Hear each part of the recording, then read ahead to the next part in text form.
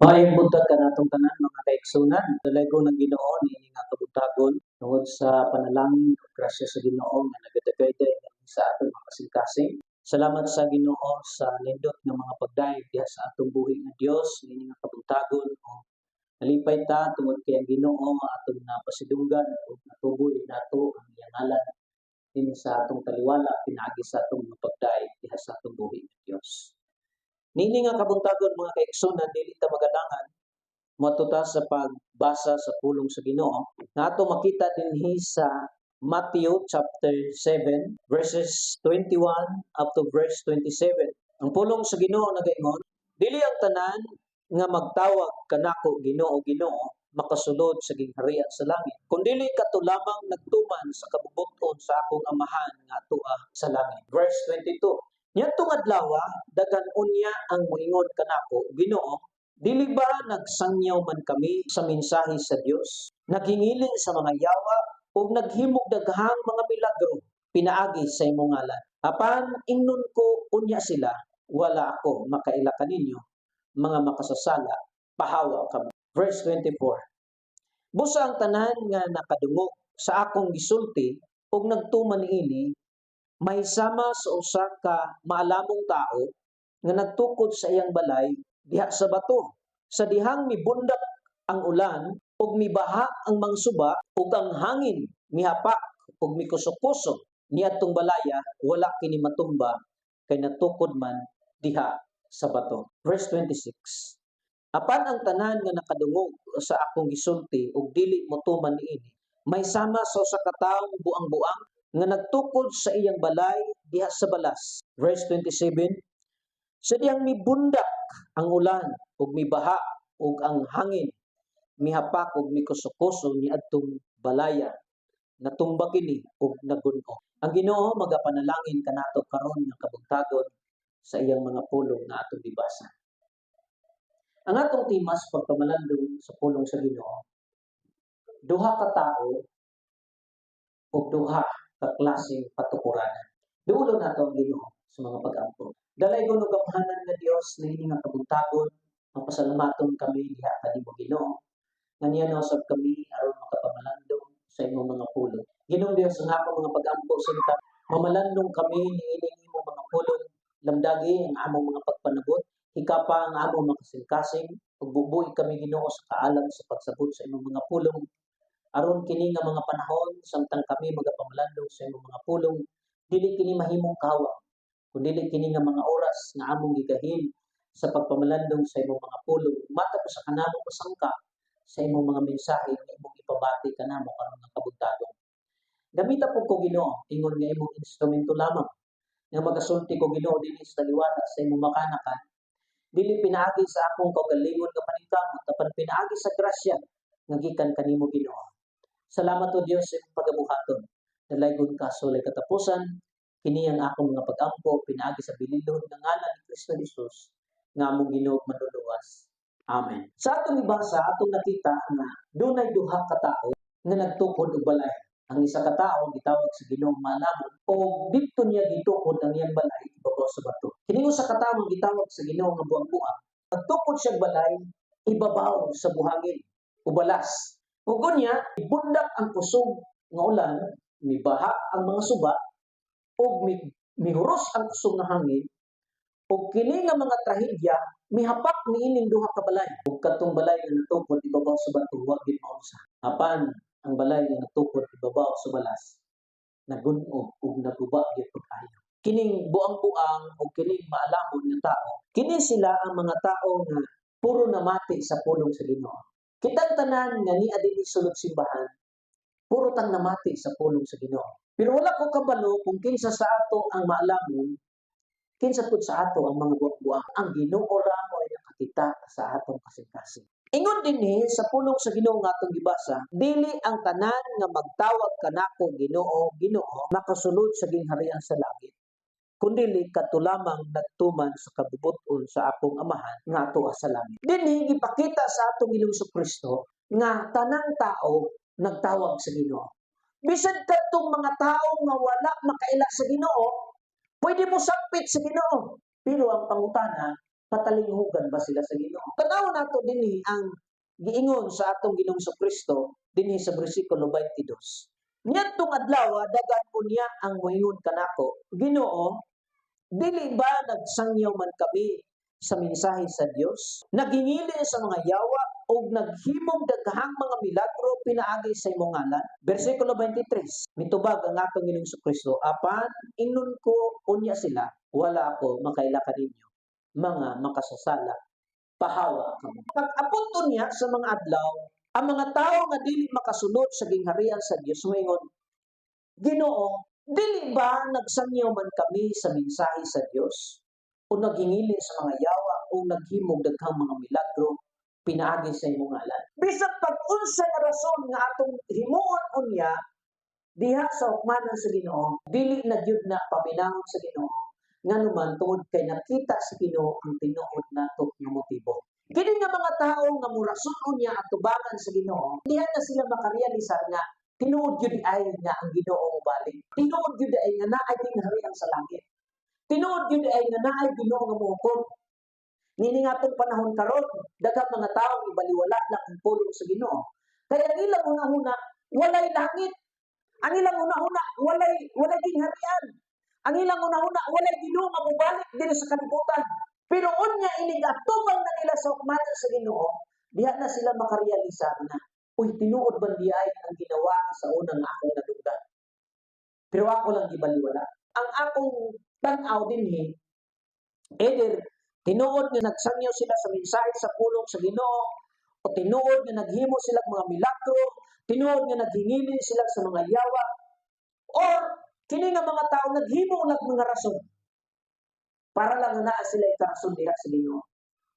Kay nga naman nga mitubag ang Ginoo dinhi sa bersikulo 23. Apan ingnon ko unya sila, wala ako makaila kaninyo, mga makasasala, pahawa kamo. Buti pasabot kini nga mga tao mga makasasala.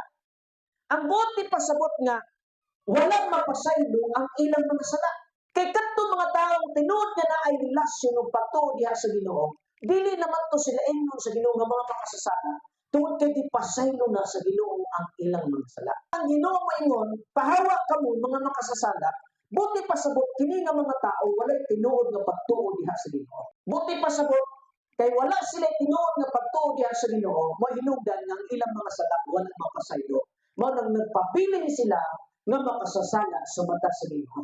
Pero kanang mga tao, mga kaigsunan nga tinuod nga nagtuo, nagsalig sa Ginoo, dili na sila tawgon sa Ginoo nga mga makasasala, tungod kay gipasaylo na sa Ginoo ang ilang mga sala.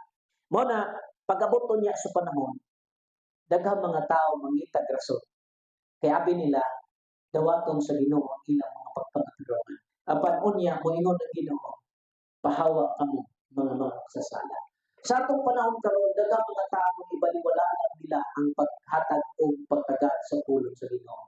Pag moabot unya ang mga adlaw nga moatubang na sa hukmanan sa Ginoo ang tagsa-tagsa, diha na unya maka-realisar ang tao makaingon, mayo pag nangalakad ko sa Ginoo sa una.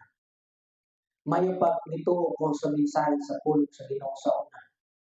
Dili ta ko mayuan ani. Busa tanan nga nakadungog matud pa sa atong Ginoo sa bersikulo 24, sa akong gisulti og nagtuman ini may sama sa usa ka maalamong tawo nga nagtukod sa iyang balay diha sa bato. Silang mibundak ang ulan ug mibaha ang mga suba ug ang hangin mihapak ug mikusog-kusog niadtong balaya, wala kini matumba kay natukod man diha sa bato.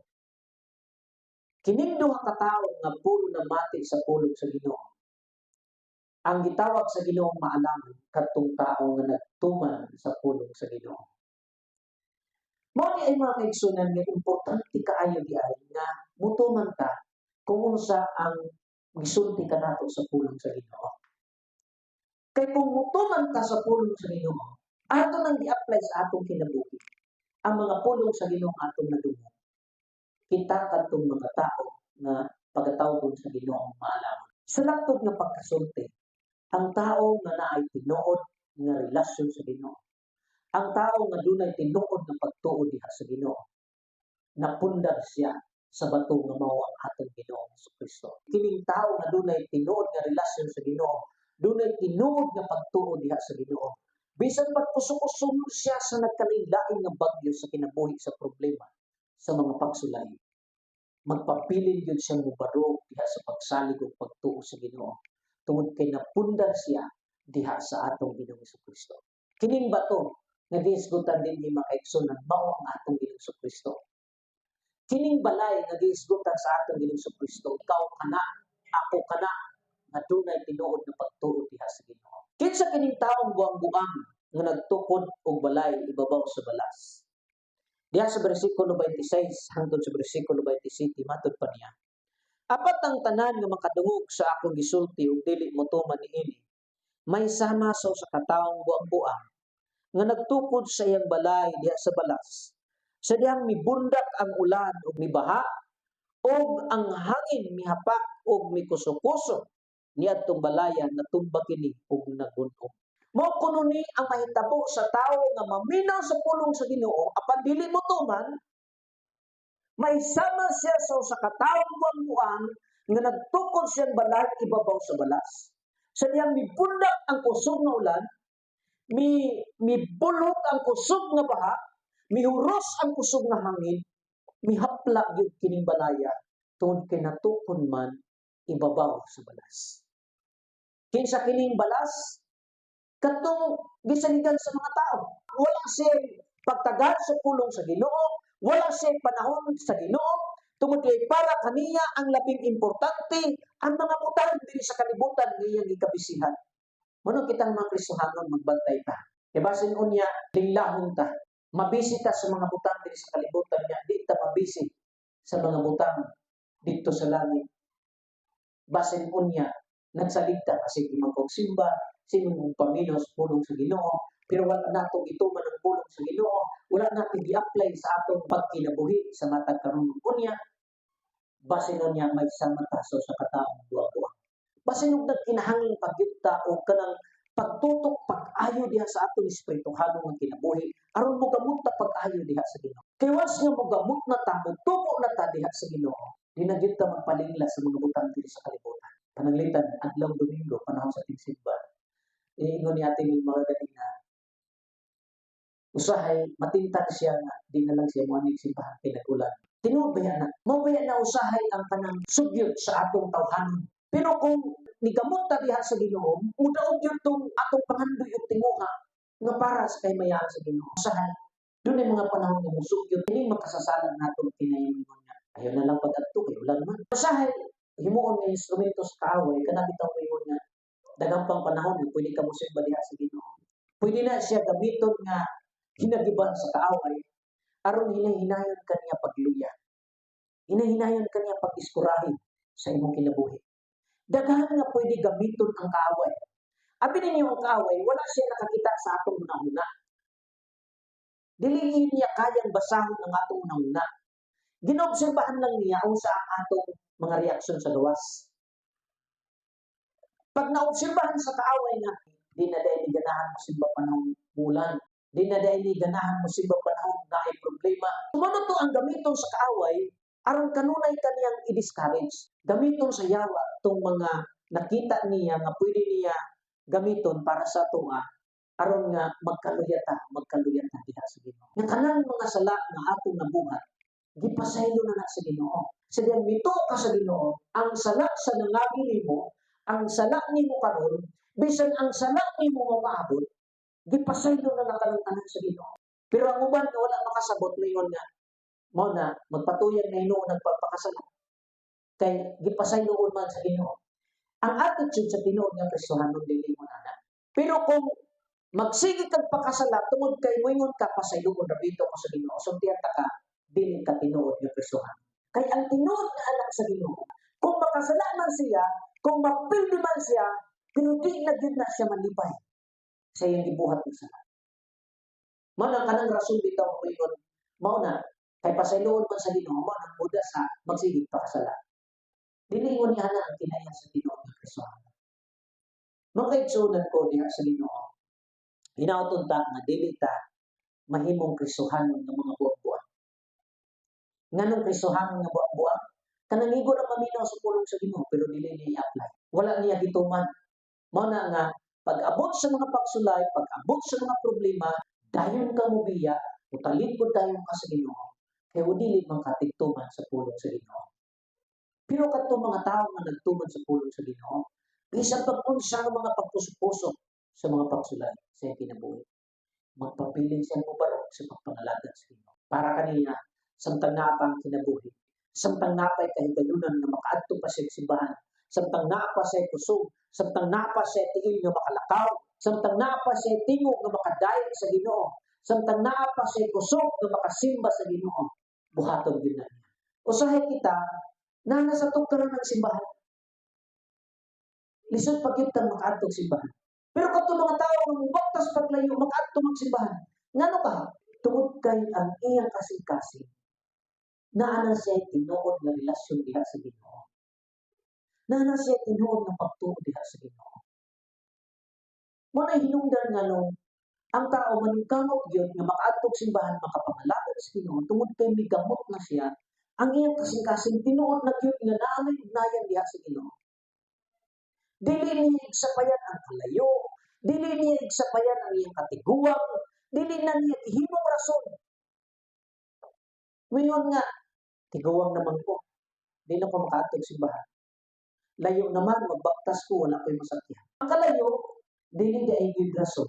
Ang hinungdan ra gyud ay nagdilig ta makapangalagad sa Ginoo tinungdanan, wala pa ta madibilog ang atong gugma diha sa Ginoo. Mao biday nang giingon nga pag gusto daghang paagi.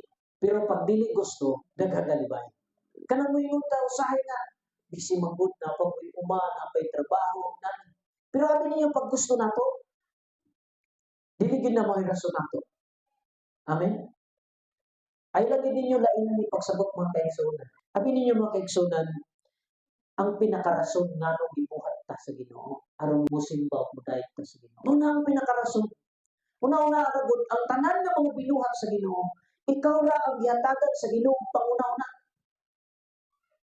Ang imong panguna-una dili sama sa panguna-una sa madagap. Espesyal ang una-una nga gihatag sa tao sa Ginoo. Nga naman, tungod kay ang gusto sa Ginoo nga ang tao mosimba ug modayeg sa Ginoo. Lamang ang tao biribinti batok sa Dios tungod kay gigamhan siya sa yawa. Lamang ang tao mo hinungdan nga dili niya mahimong pagpangalagad sa Ginoo tungod kay gikontrol sa yawa ang iyang kaugalingon. Nga naman unsay rason sa yawa nga kontrol niya ang tao? Tungod kay gusto sa yawa nga daghan siya ubalog dito sa kalalagan. Mo na mga igsunan ang rason. Mo nag-ampo ko o nangandoy ko maunta ablihan sa Ginoo ang aton mga pangunahuna. Nga makita nato ang kaanindot sa kinabuhi nga naa sa pagod sa Ginoo. Makita nato ang kanindot sa kinabuhi nga nangalagad sa Ginoo. Makita nato ang kanindot sa kinabuhi kansan tumumong ang pagdayeg, pagpasidungog, pagpangalagad sa Ginoo. Mo na mga mahal ko mga kaigsunan ko diha sa Ginoo, kita nga nangalagad sa Ginoo, padayon tang moampo sa mga taong wala pa diha sa Ginoo. Magbatuntag kasing-kasing og kaluoy para sa ila. Magbatuntag kasing-kasing nga kanang mahangawa sa ilang mga kalang. Imagine na lang ang imong bata magtong impyerno niya ikaw matong langit. Ikaw nag-enjoy, naglipay sa gingharian sa Dios. Samtang imong pamilya tuwa nag-ilaid sa kalisod sa impyerno. Pagkasakit pamalandungan mga kaigsunan.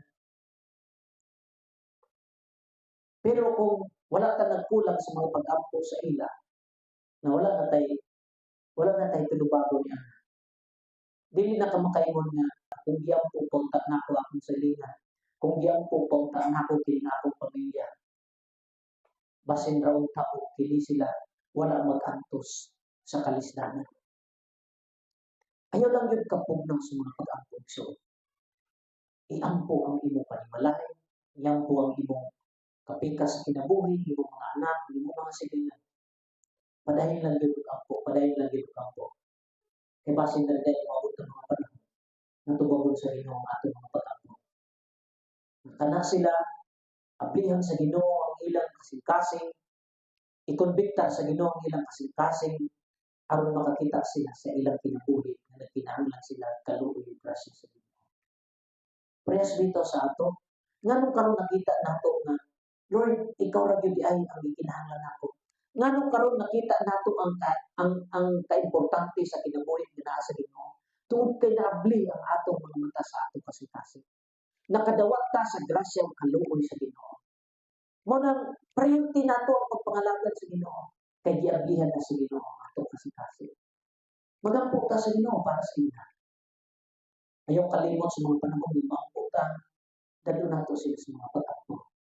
Aron nga mapundan ang ilang pagtuo diha sa Ginoo. Minahal nga mga kaigsunan ko diha sa Ginoo nining kabutagon, nagpahinumdom kanato ang pulong sa Ginoo. Nga dili di ay paigo nga moingon ta, nagsangyon ako sa pulong sa Ginoo. Even kami nga mga pastor, dili paigo nga moingon mi, Lord, nagsangyo ko sa imong mensahe. Ginoo, naggingilid ko sa mga yawo. Kanang itong mga tao nga moampo, maayo ang masakiton. Kanang mga tao nga moampo sa mga giyawaan, muhawa ang yawa sa tao. Dili na mao'y rason nga makasulod ka sa gingharian sa langit. In fact, ingon ang pulong sa Ginoo, pahawa kamo mga makasasala. Wala ko makaila sa inyo. Basinon niya matintat tamayuntan, nangalagad naman mo sa Ginoo. Kamo nga nagpagamit na sa Ginoo, nagalib na sa praise and worship, ayaw mo pagpatintal nga, masunod na ko sa gingharian sa Ginoo, kaya maglib na ko praise and worship. No. Kinahanglan ang atong relasyon sa Ginoo na pundar gyud pag-ayo. Kay dili na mo ibasihan sa Ginoo nga ikaw iyang luwason. Doon nga nalipay ang Ginoo nga nitindog ka dinhi, nagdayon ka sa Ginoo, naglib ka sa praise and worship. Doon nga nalipay ang Ginoo nga nagpuhat ka sa iyang buluhaton para sa iyang kaimayaan. Pero dili na mo rason nga dagkon ka sa Ginoo sa langit. Ang rason nga dagkon ka sa Ginoo sa langit kanang naatay Ginoo nga pagtuo sa atong Ginoo Kristo. Pag doon na tayo tinuod nga pagsalig, doon na tayo tinuod nga pagtuo sa Ginoo. Once nga mubarog ta dinhi, magpagamit ta sa buluhaton sa Ginoo, nalipay pag-ayo ang Ginoo ni ano tanan. Ug sultihan ko ikaw, naay reward unya ang Ginoo nga ihatag sa mga taong nagbuhat para sa kayamayan. Mga kaigsunan, ayaw mo pagunahon ang tanan nga imong gibuhat para sa kayamayan sa Ginoo nga walay reward. Naay reward ang Ginoo ni ana. Kung ang imong isikatawo wala makakita sa imong gibuhat, ang imong isikatawo wala maka-appreciate sa imong gibuhat, pero sultihan ko ikaw, wala na malilong sa Ginoo. Doon ay reward ang Ginoo niya ng tanan ng imong gihimo para sa kayamayan sa Ginoo. Pero kung ang kanang imong gihimo, bisag unsa pa lang kanindot, pero wala imong ipahinungod sa Ginoo, wala gyud na reward. Nga madawat nato sa Ginoo. Kining pag-agtos nato nga moanhi tag simbahan, na reward ang Ginoo niya. Kanang bisan sa kalisod nga lagad gihapon ta sa Ginoo, naay dako kaayo nga reward ang Ginoo niya na igkaligsoon. Kanang pag-participate nato sa buluhaton sa Ginoo, naay dako reward ang Ginoo niya. Ayaw pag-ingon nga, sila lang dito. Kamo lang sa atin na, ngayon sa Ginoo, mahimutan matinud-an sa pagpangalagad. Sining pagpangalagad sa Ginoo, dili nato kaya kung kita ra. Apan, ingon siya po sa Pablo, mahimo ko tanan, pinaagi kang Kristo, nagpalikod ka nako. Buktong grasya na yun sa Ginoo. Manabit ang maingon ko, depende lamang yun diha sa Ginoo, ay pagsalig sa mga pagod. Kaya ang Ginoo ra yun, may atong, ang grasya ra yun sa Ginoo, nga nung makapangalagad ta, nga nung makapadayon ta, nga nung makaanib tag simbahan, tungod ka na sa grasya sa Ginoo. Mabitaw mo, kinahanglan nato ang 100% ng pagsalig sa atong buhi na Diyos. Tungod kaya wala tayo mahimo kung kita sa atong pagbalit. Salamat sa Ginoo sa mga pulong ni ining nga kabutagon, ang akong mga pagampo, panghinaon, nga mga pulong sa Ginoo nga atong nadungog, magpabilin unta kini sa tagsa-tagsa nato mga kasing-kasing. Inauton ta, na mahimutan, maalamo ng mga tao, ng mga magtutoo diha sa Ginoo. Aron pag-abot ko niya sa nagkalilain ng mga pagsulan na makusupuso sa atong kinabuhi. Di ta basta-basta mapukan tungod kay napundar ta sa atong pagtuo sa atong Ginoo Kristo. Dalaygon siya sa katapusan, atong duolog ng Ginoo pinaagi sa mga pag-apo. Dalaygon ang gamhanan nga Dios. Lord, salamat sa imong mga mensahe nga nagpahinumdom ka na. Usahay kampante na mi Ginoo, kanunay mo anig simbahan, kanunay mo simba sa imo, abi na mo Ginoo kanang okay na ang among relasyon diha kanimo. Usahay mailad mi Ginoong Dios. Apan Lord tabangi kami. Na dili mi magsalig sa among mga nahimo. Apan magsalig lamang kami diha kanimo. Tabangi kami Ginoo nga makatuman kami sa imong mga pulong. Ma-apply namo ang imong mga mensahe dinhi sa among mga kinabuhi. Ug mapundan mi diha kanimo Ginoo. Lord, kung kami lamang sa among kaugalingon, di gid namo kaya Ginoo. Bugtong ang imo ra gyud grasya Ginoo may among gidauman. Makabarog mi sa pagpangalaga, ma-aplikar namo Ginoo ang imong mga pulong. Mosamatag karon ug unya Ginoo, nagkinahanglan mi sa imong kaluoy. Nagkinahanglan mi Ginoo sa imong grasya. Kung wala ka sa among kinabuhi, wala gid mi mahimo Ginoo. O sa Lord, tabangi kami, kaluoy kining tanan nimong mga anak niya karon nga nakabati sa imong mga mensahe, sa imong mga pulong. Hinautod ta nga mahimo mi maalamon kanunay mag-aplikar sa imong mga pulong, magatuman sa imong mga pulong. Dalayon ka sa walay katapusan. Sinuhin Ginoo ang imong mga pulong, mga mensahe, hindi sa among mga kasing-kasing. Na kanunay mong pahinumdum ka namo, ang kikinahanglan namo ang pagtuman kanunay sa imong mga pulong. Dalayon ka sa walay katapusan, tanan himaya ug dumong mga pagpasidungog, pagpasalamat, among gihalad ug gitugyan diha kanimo pinaagi sa pangalan ni Kristo Jesus nga Ginoong Amen.